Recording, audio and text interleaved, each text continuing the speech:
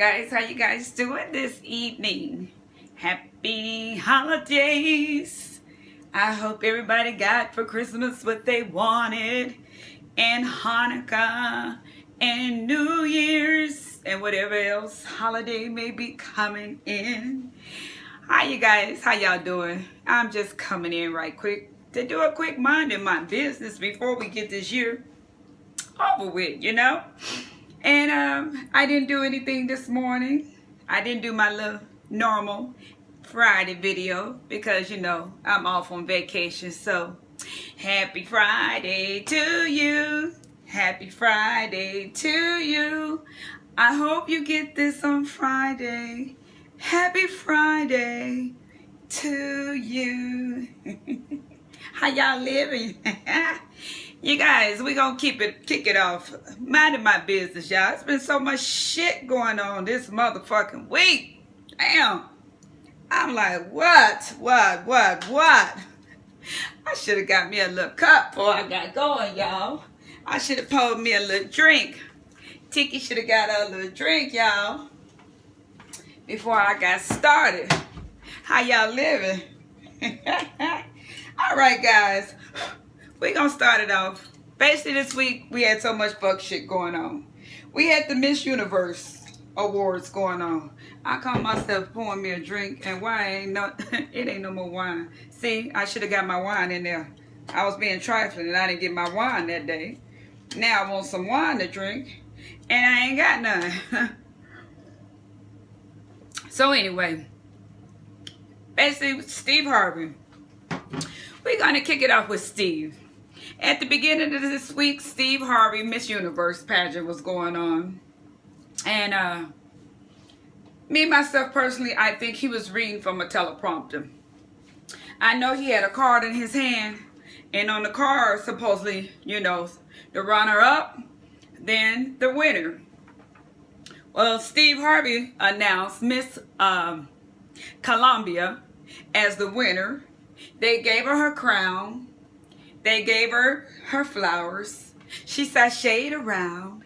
And then they said, bitch, I'm sorry, but you are not the winner of Miss Universe.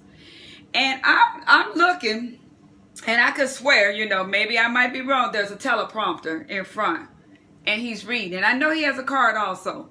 But I think that Steve Harvey apologized and held it dear that it was him who made the mistake. It was supposed to be Miss Philippines. She was supposed to be the 2015 Miss Universe winner. And he made a mistake and gave it to Miss Columbia. But he also automatically corrected his mistake. Well, with Steve holding near and dear and accepting blame, they have asked Steve to come back for a multi-deal contract. And he's going to be hosting it next season, next year in Belize. I don't know if he's doing it to try to redeem his character. Maybe they're giving it to him because he didn't let them know that was their asses that made the mistake, because he went on Twitter the following day to apologize and say he made the mistake. And then Steve spelled the shit wrong. Instead of spelling Philippians, that's what he spelled, Philippians, you know, in the Bible. He didn't spell Philippines, he spelled Philippians. So you know what, and y'all, we know that autocorrect on them motherfucking iPhones is a motherfucker. Because every time I try to write something, that shit correct me, and it have me spelling some shit. I don't know what the fuck it be. But Steve is going to come back, and he going to do the Miss Universe Pageant Award in Belize, and he's gonna redeem himself, y'all. Give it to old Steve, you know. I hope you come back and you do the right thing. All right, y'all. Moving down along with minding my business, we had King Louis, a Chi-Town rapper that got shot the last couple of days, and other people were shot. 2 people are dead. King Louis got shot. He's a rapper. And I think he used to ghostwrite for Kanye. He got shot in his head, and he's up talking, you know, where he's sitting up in the hospital bed. And he's talking. And he's going to be all right. So you know what? There is a God. That just goes to show, when it ain't your time, it ain't your time. And if it ain't your time, you ain't going nowhere. Nowhere. All right, guys. Also, moving right along and minding my business, Janet Jackson. Janet, I'm going to need you to about have a seat in the fuck section, okay?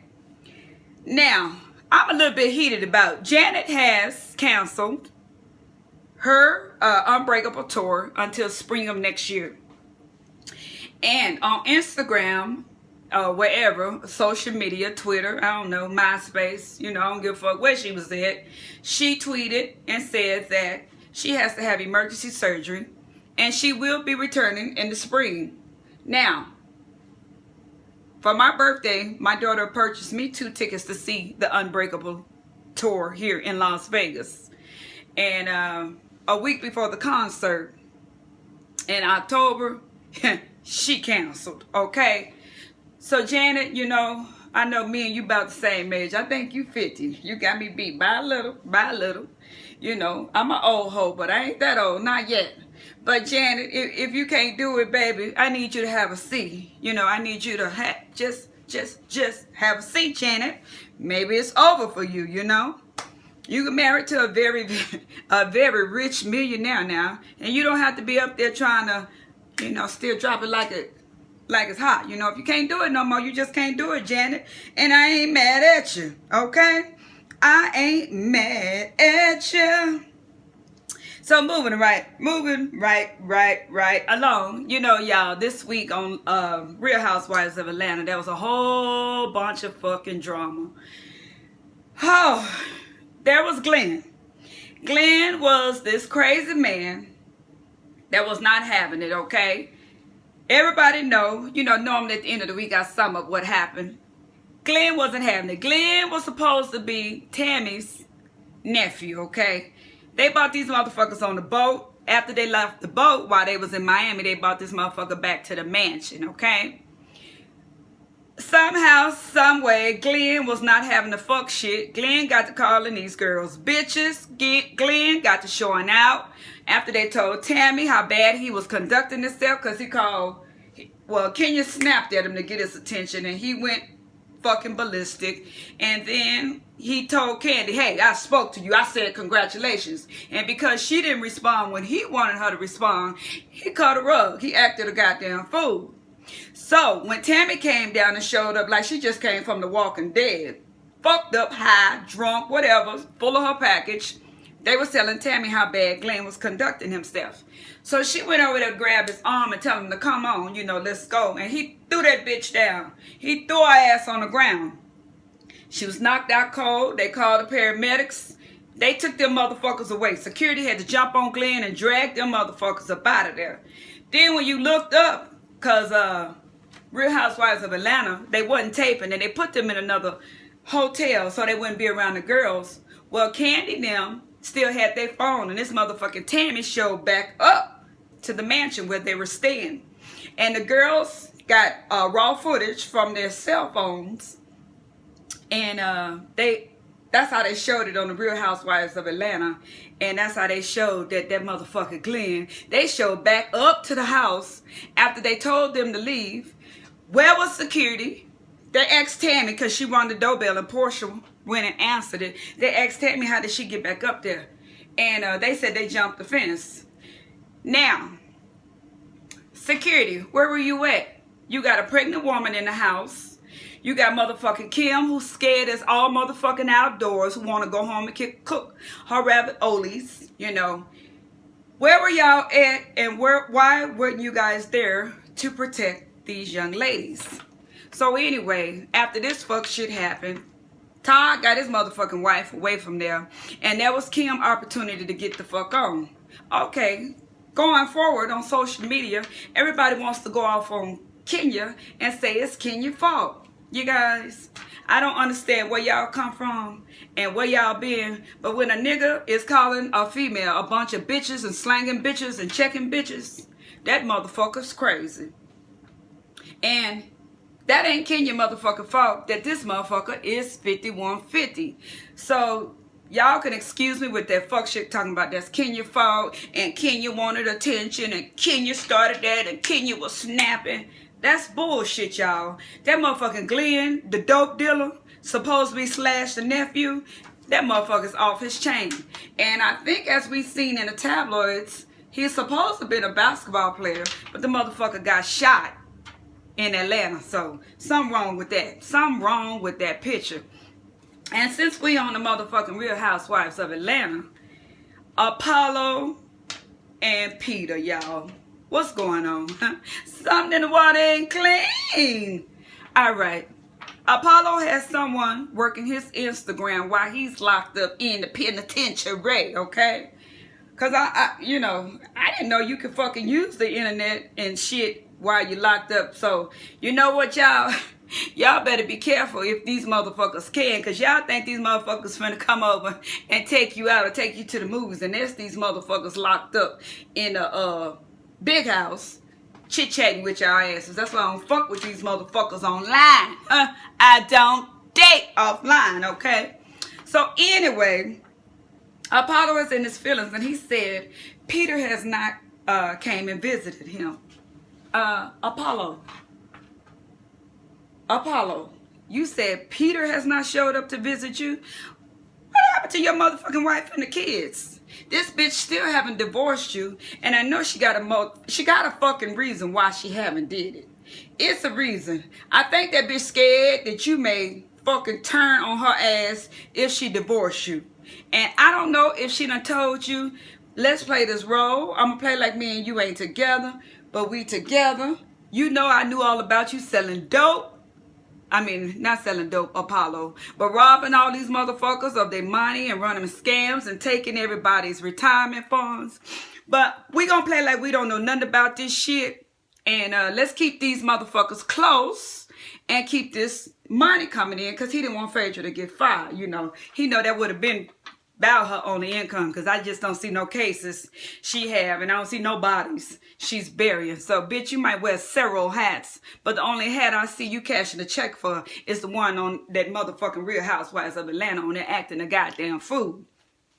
So anyway, over this weekend, during this week, the feds has raided Candy House and came and got the UTV and the fucking motorcycle, okay? Which they're going to auction it off, and it's not going to pay off all these millions and millions of dollars worth of debt.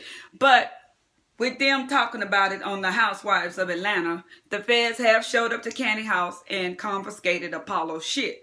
Now the question is, could Candy get in trouble for harboring fugitives' assets, or I don't know. That would be good for us to look out and to, trying to find out. Can Candy get in trouble for keeping that stuff over there? But I know Candy gonna say, hey, not Apollo, but Todd had that shit in there, and we didn't know y'all was looking for it, okay? Because I would have told him leave that shit over there at his motherfucking wife house, okay? So while we on the motherfucking soap opera shit, I heard Cardi B was in a fight over this past week. I don't know, some girl got into it with her, and they had it online. Cardi B was out having a motherfucking fight. Somebody had their cell phone going, and Cardi B and some girl was out there fighting. I don't know if they was fighting over the nigga that's locked up in jail. I don't know what the fuck was going on, but somebody put that shit up, and I don't know if it went to World Star, but I seen Cardi B on there, and I think she got whooped. I think the girl got the best of her.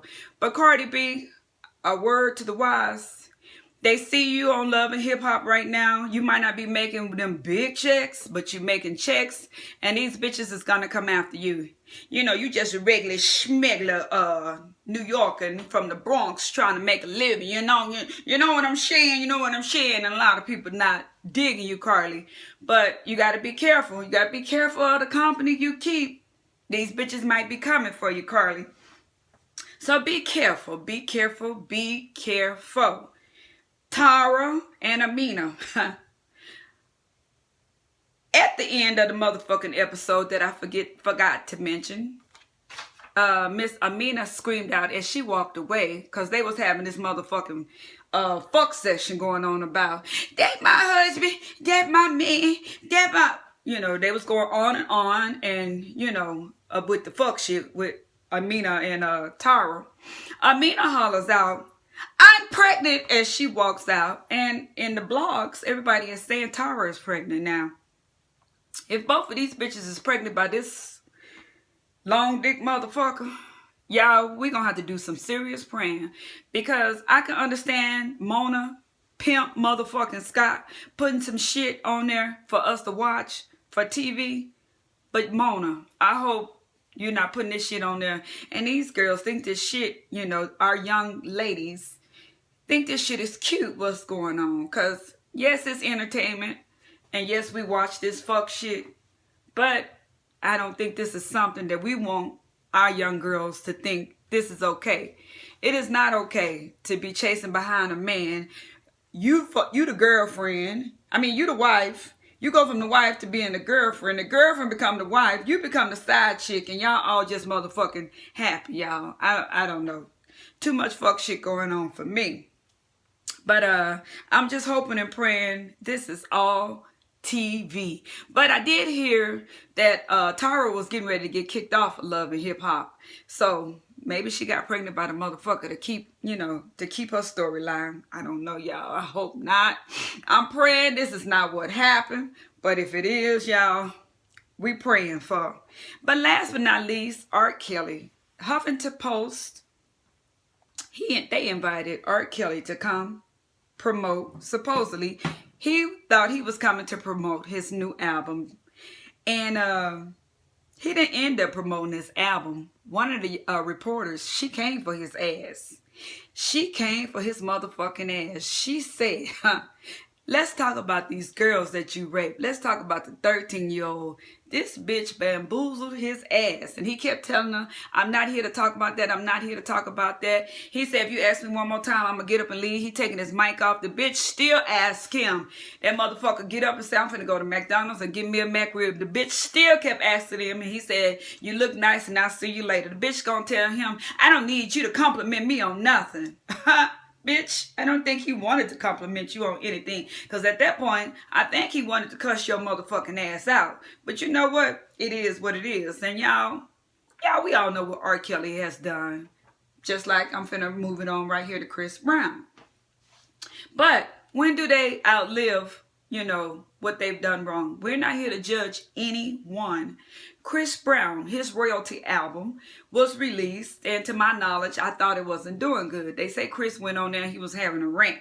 I didn't see his rant, but I did see Chris Brown's 7th album, Royalty, is doing fine. It fell in #1 with Pusha T, and it is doing fine. The album sales are doing good. So, kudos to Chris.